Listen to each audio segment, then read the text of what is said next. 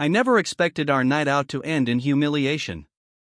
It was supposed to be a casual dinner with friends at an upscale restaurant, one of those nights where laughter and good food mask the quiet anxieties of life.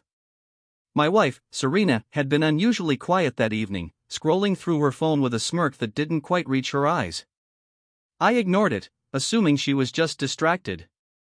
But when we were seated, the tension I had felt all week boiled over in a way I could have never predicted.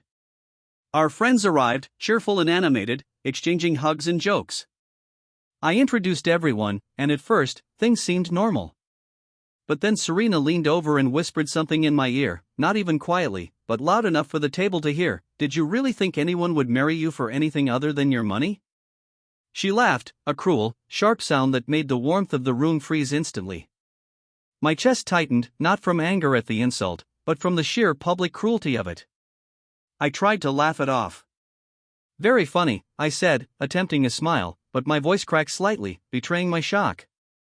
Serena's laughter drew a few glances from nearby tables. Some smiled awkwardly, unsure if this was a joke. But the look in her eyes told me it wasn't. She wanted to humiliate me, and she was succeeding. I sat there silently for a moment, pretending not to notice, though my mind was racing. I could leave, walk out, make a scene, but I realized she would win if I reacted the way she wanted. Instead, I smiled faintly, making a decision that would turn the tables completely.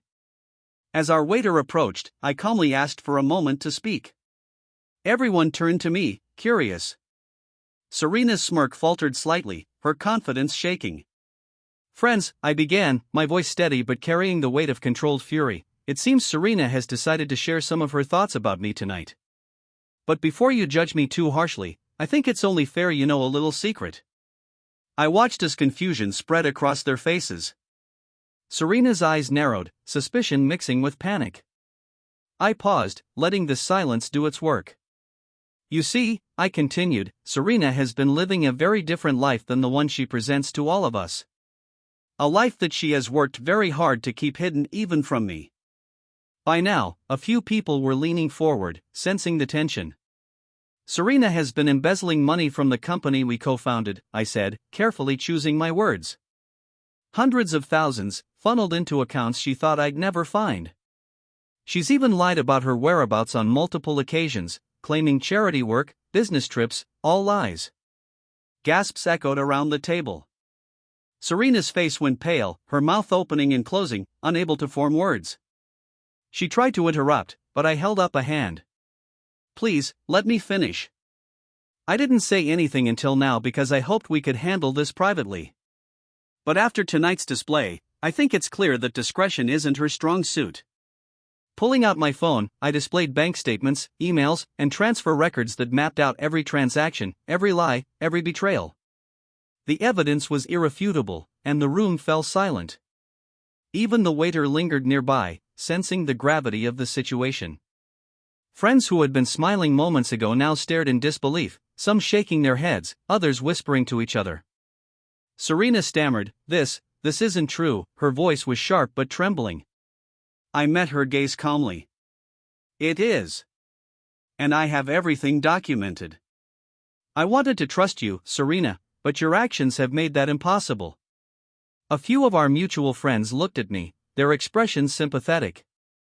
Others, who had always seemed to adore Serena, looked shocked and betrayed. I could feel the balance of power shifting. The humiliation she had intended for me had bounced back, magnified 100-fold. "I want you to know," I continued, my tone icy now, "that this isn't just about money.